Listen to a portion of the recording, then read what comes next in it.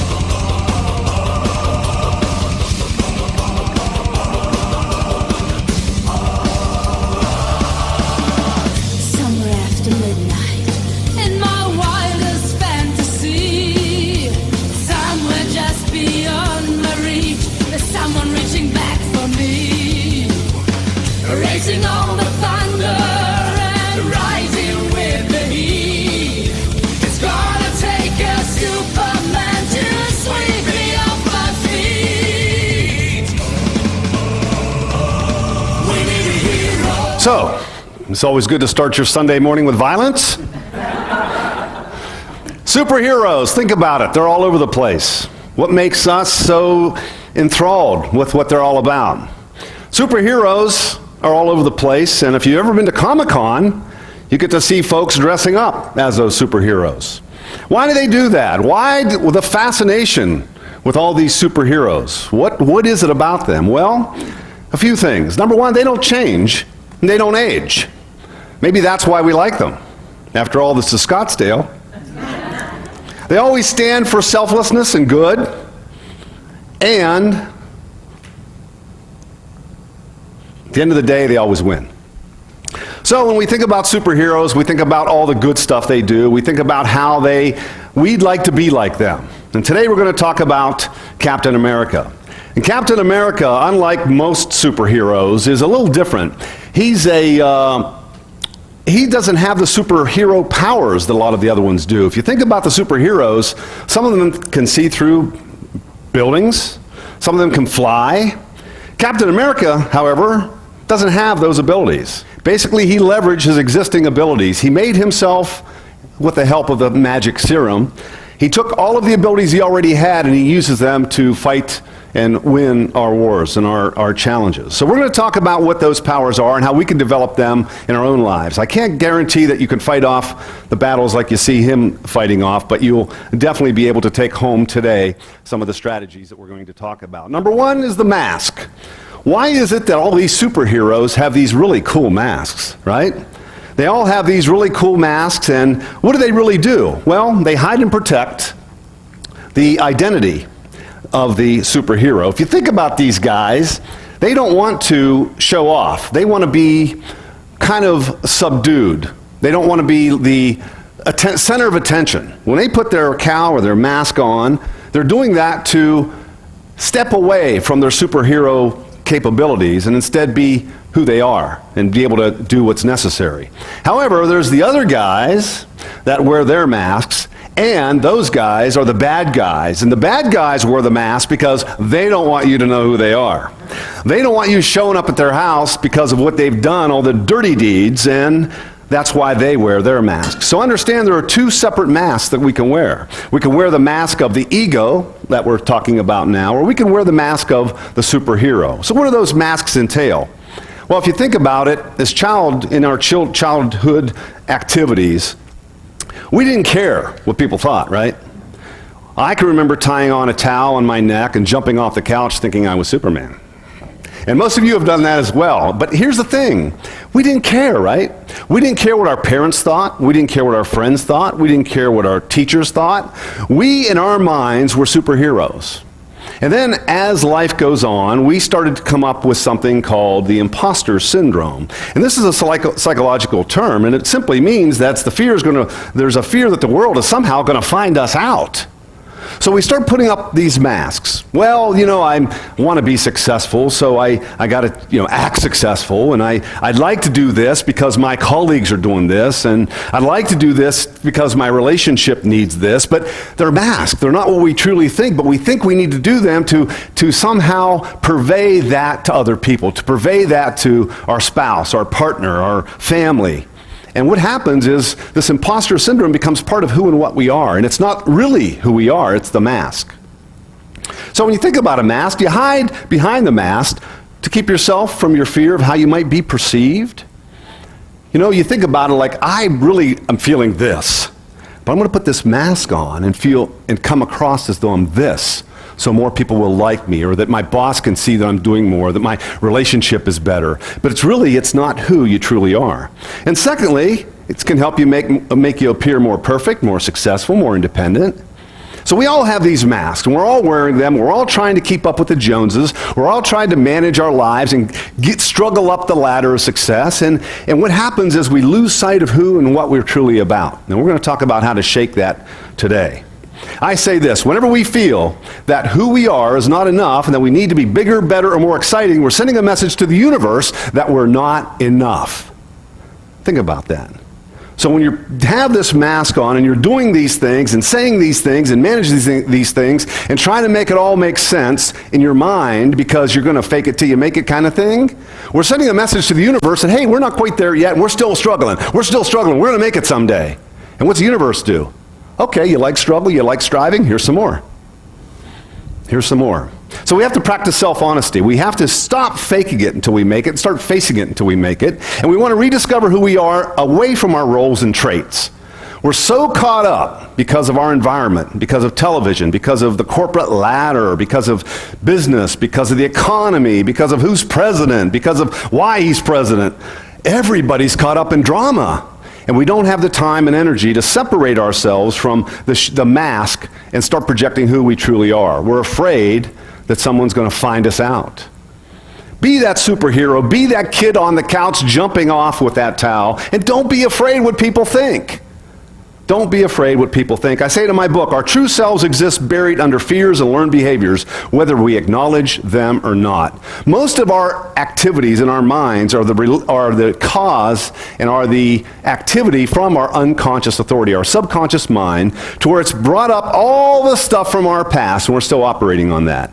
So when we were told no, when we were told we're not supposed to do this, we're not supposed to do that, and we had a problem with our mom, we had a problem with our siblings, we had a problem at work, we had a problem in our relationship, all that stuff is playing in the background, and what it's doing is keeping us from achieving what we want because of this mask. So instead we want to take the superhero approach. Face your fears instead of burying, suppressing, or avoiding them. It's hard sometimes. That's why we have 12-step programs. That's why people are in counseling. It's to get past all this stuff that's in our lives.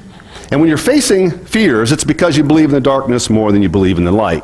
That sounds kind of bold, but if you think about it, fear is darkness. And if you're practicing fear and you're rehearsing fear and you're concerned about fear, you're sending that message to the universe that you believe in that fear. So we want to stop believing in the fear and start believing in the light. Declare to the universe that you are ready for change. Are you? Are you truly ready for change? If you are, project that. Scrutinize the messages you're feeling into your subconscious. We have a habit of just rote thought processes. And if you think about it during the day, your brain is all over the place. Your thoughts are all over the place, and we're not controlling them. The key here is to start feeding our subconscious minds, and the best time to do that, as I mentioned in my book, is before you go to sleep at night. Before you drift off to sleep, imagine what you desire in your life. Because what you repeat, what is in your mind as you drift off to sleep is repeated in your subconscious mind all night long. It's a very, very powerful hypnosis practice. And acknowledge your historic programming. Acknowledge the challenge you had with mom. Acknowledge the challenge you had with dad. Acknowledge the challenge you had with your siblings. Whoever it may be, acknowledge it, step up to it, understand it. You're not the bad guy. You got the good mask on, but the goal here is to acknowledge where it is and don't hold it as though it's part of who and what you are. So what are the benefits? I'm going to shed this mask. What are the benefits? Well, first off, you can live into your potential. Live into your potential. Now notice, I didn't say live up to your potential. That's what we've been taught all of our lives. You're not living up to your potential, Mr. Hammer. I heard that in school all the time. Jill still tells me. But the goal is to live into your potential. In other words, we already have our potential. The universe has said, hey, Joe, here's where you are, and we give you this potential to this point, and go do it. But society tells us, oh, that's not good enough. You need to move beyond that and do what Jim is doing, do what John is doing what that company is doing, do what that consultant is doing what this entertainer is doing. And it starts making you strive, and guess what? Your energy is around striving. And when your energy is around striving, the universe says, hey, you like striving? Here's some more. The goal here is to live into your potential. You may not be and end up where you want to be. You may not decode that destiny to the point where it's up here. You may be here when it's all said and done. But the beauty of that is when you're here, then you can strive to do more. But don't be so caught up in trying to achieve something that's way beyond what your potential may be. What else? Relief. You get relief when you're not stressed, right? You get relief. Take the burden off your back. You'll heal. You realize that once I release this, once I disconnect from that past, once I start decoding my destiny by removing my mask and realizing that I don't need to try to be someone I'm not, then you'll find yourself healing. You'll find yourself not being concerned what others think. You'll find yourself not being concerned what the boss is going to say or what your spouse is going to say. You're going to find yourself being more relaxed, and the healing takes place. One of my favorite things here. Of course you're going to be depressed if you keep comparing yourself with successful people. And that's what we're doing. The depression, the challenges in life is that we're all caught up in trying to do what everybody else thinks we should do or what we think we should do based on their level of success, their level of spirituality, their level of life, their level of whatever. Forget it. Forget it. You don't need to be comparing yourself to everyone else. Captain America has a tool. It's called the energy shield. The energy shield protects him. It can be thrown, as you saw in the video, he can throw it. It hits the bad guy precisely where it knocks him out, comes back, and he's ready to use it again. Ricochets and returns. I want to use the analogy of Captain America's professional shield as the messages you're sending to the universe, because they do, in fact, come back. So when you toss that message, what's the target? And when it comes back, remember, it's going to come back with at least as much force as you launched it, or probably more. For those of you who've had a challenge in your life and you find that you keep getting the same message, the same message, the same message, you find that it's getting stronger and stronger and stronger. I always say it starts as a pinprick and it ends up with a 2x4 upside the head, right? The same thing is true with this process. What your energy emits is going to come back in a powerful way. So as you release this shield, which is your protection to some degree, what is it? What is the knowledge behind it? What is the energy behind it? Not always just the thought, but the energy. Because we can have a good thought about something, but if our energy is like, hey, I'm this or that, oh no, I'm not, Jesus, they're going to find me out. The energy is what the universe reacts to, not your statement. So what's the energy releasing this with? The two tools we're going to talk about today are focus and mindfulness, because these are the two biggest challenges I've found with clients that I've worked with when it comes to making changes in their life.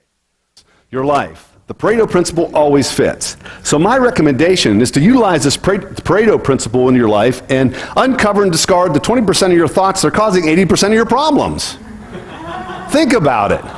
You got this big bucket of problems, and you look at it and you say, you know what? There's some stuff here that's causing this, and I need to dig in because there's 20% of it that I could probably dismiss. I could probably eliminate this and eliminate a great percentage of my challenges in life. Now, that doesn't mean a divorce. That doesn't mean quitting your job. But if those things are part of the problem, then you need to at least address them.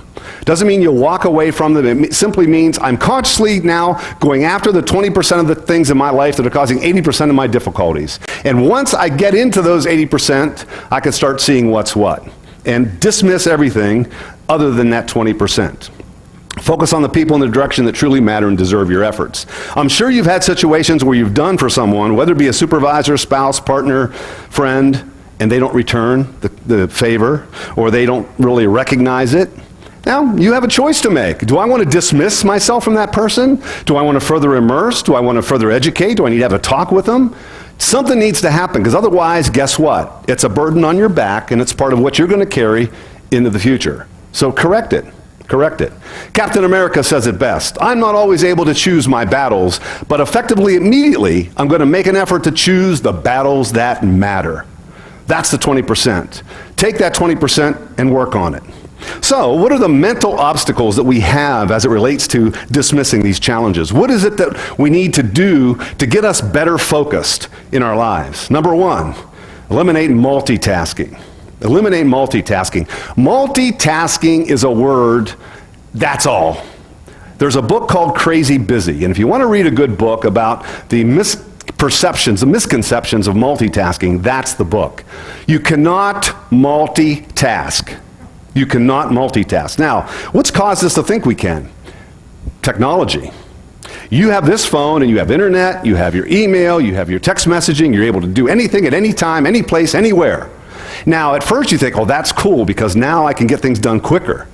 But now as you see, if you have a teenager or have friends that are addicted to their phones, they hear 18% of what you're talking about. So my recommendation is to stop multitasking. When you have a task at hand, turn off the television, turn off the radio, focus on the task at hand. Whatever that task is, whether it's a change in your life, whether it's preparing a menu for an upcoming event you may be having. Take the time to concentrate on what it is you're doing and avoid multitasking. Perfectionism. Guilty. Perfectionism is something that is a real stress buster. I mean, it really causes a lot of stress. Don't worry about perfection. Now, don't worry about it to the point where, worry about it to the point where you're not going to roll out something that is not good. I see that in business. People just throw stuff out there and think the market's going to run for it. You got to have it in place. But don't worry about the details. Get it out there, because what's going to happen no matter what, it's going to change anyway. So just get it out there. The unresolved drama. Same stuff we talked about earlier, family issues, situations at work. When you got unresolved drama, that's a big boulder on your back. And even though you think you've consciously got it going, it's okay, that's just, he's crazy. Your subconscious is connecting that to some of the situations you've had in your past. And it's burdening you whether you realize it or not. The best thing to do, step up, take care of it. Most of the time, it centers around forgiveness. It centers around heartfelt conversation. Ego has to be greatly reduced. But when you do it, you'll find that the burden is like, big relief, super relief. And finally, vague aspirations. We all have aspirations, but they're like, oh, someday I'd like to. Well, I could. Yeah, and I'm thinking maybe I can. Oh, but if they're aspirations. When you want to do it, sit down, write it down, come up with a plan and do it. Because the more they're vague, the universe says, he doesn't know what he wants. So let's give him some more confusion down there until it shows up and becomes more clear, then I'll help. What's the payoff? Less work. Less work is the payoff. You don't have to get caught up in all the details. Less work, just make it happen. Fewer challenges. If you have fewer challenges in life, guess what? It frees up more opportunity to do what it is you truly desire. And finally, less can go wrong. It's like anything in life. The more you do, the more chances you're going to have challenges with it, right? So if you tighten this stuff up, the less chance that can go wrong. Those are the ways to focus. Some of the superpower techniques The second one is improving mindfulness. The first rule of improving mindfulness is taming the thalamus response. People say, what is the thalamus response? Well, the thalamus response is the pain perceptor. The thalamus is the pain perceptor in our minds. And what happens when something shows up, it immediately reverts back to our historic programming. The caveman's walking down through the cave and he sees a tiger and he's hungry. He whacks the tiger on the head, right? So there's a fear involved with it. So the thalamus responses are normally panic, anxiety, and fear. When you find yourself going into those, that's when you have to stop and give it a thought before you move forward. Let me just read a piece here. This will be easier. When we react to what we perceive as disturbing or threatening stimuli, we do so at the thalamic level. These are emotion-based reactions. This is why we're given the wise advice of counting to 10 before reacting to something that's pushed our buttons. Doing so allows the cortex to override the reaction of the hypothalamus, ponder the information at hand, examine the possibilities of action, and further process the information before reacting. Now I can say it makes a lot of sense, right? But most of the time we don't do it. We tend to just, what? What'd you say? Hey, wait a minute. We tend to have that guttural reaction. So if you find this happening, this is what you need to do. If you find yourself going into panic, instead, twist that and say, okay, I'm feeling this. Ask some questions relating to it.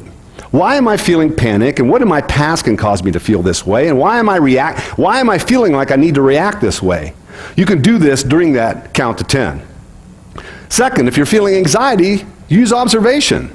I'm feeling anxiety. Okay, that's anxiety, and I understand it's here, but let me observe as to what that anxiety relates to, because this isn't like a leopard getting ready to jump at me and bite my neck. This is my boss just asking me something in a way that isn't real cool, but at least I need to look at it. And finally, fear. If you find your fear coming in, that's normally something you need to reflect on, because there's something in your past that has caused you to be reacting with fear. Because remember, the universe is always paying attention. And when you react in those thalamic levels, and we react from the thalamus, the universe is picking up on that. If you're reacting in fear, then it says, hey, you're dancing with fear, you must like fear, and it'll give you a little bit more to keep you managed. So we think that this is what's happening. We think that we're sending our desires to the universe. We think we're taking our shield and tossing it out and saying, here's what I want, here's what I expect, and here's what I hope to get, and I'm ready for it. And in the background, there's that little piece of us up here that has the historic programming, the self-doubt, the beliefs. And when it comes to beliefs, remember that those were given to us without our permission. In our past, people have given us their belief system, and we grow up with it today. We didn't have a say in it. So we have to reflect on that.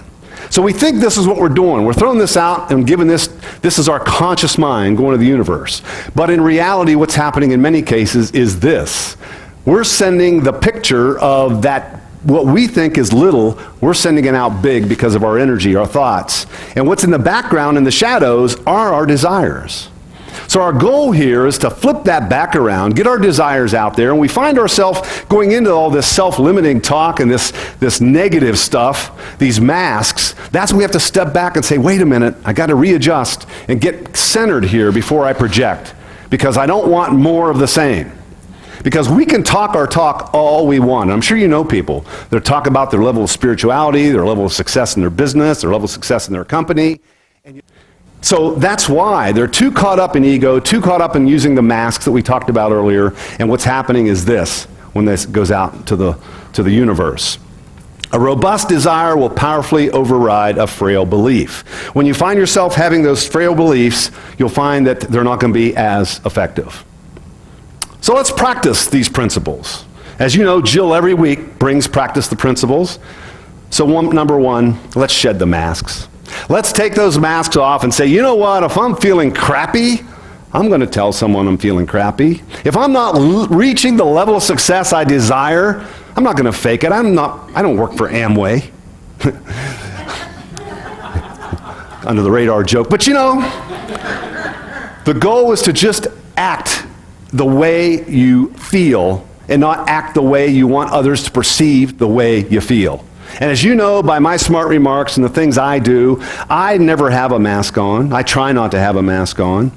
Doing improv has taught me just get up and do it. And sometimes it works, sometimes it doesn't. But the sooner you dismiss it, the sooner you find yourself relieving the burden. I've been through all the fun stuff. I've been through all the cars and the houses and all the drama and the fun and the excitement and the struggles. And I can tell you that when you dismiss them, it's so much easier. When I go to I'm a member of the National Speakers Association. When I go to a meeting, I ask, hey, how you doing? Well, I'm doing okay. And they rattle off their next 4 engagements, how their book's coming, how their business is, what's coming up, their online training program. And I let them go. I let them go. Sometimes they go longer because they're speakers. But when they're done, I look them in the eye and I say, that's cool. But how are you doing? How's your wife? How's your kids? How are you doing? And a lot of them are like, what? Are you weird or something? Because they're so caught up in who they're about, their mask, their positions, their goals, their achievements, that they just can't see that other stuff sometimes. So avoid the masks, shed the masks. Focus. Practice the 80-20 rule. 80% of the crap in your life is caused by 20% of the people, places, and things that's going on. The sooner you can tune in to that 20% and disconnect from it, reduce it, correct it, forgive it, get rid of it, the more that 80% is going to become 100% of where you truly desire to be. Be mindful of your debilitating thoughts. We all have them. It's just be conscious when they show up and that's not what I want to be thinking right now. And where is that coming from? Well, this is just kind of what she said, kind of reminds me of what Mom used to say. That's not my mom, that's my friend. And just because she said it in a way that doesn't work very well, I'm going to tell her, hey, can you rephrase that? Because I felt a little weird with that one. Be comfortable with it and be conscious of your debilitating thoughts. And never doubt how truly awesome you are. That does it. Thank you.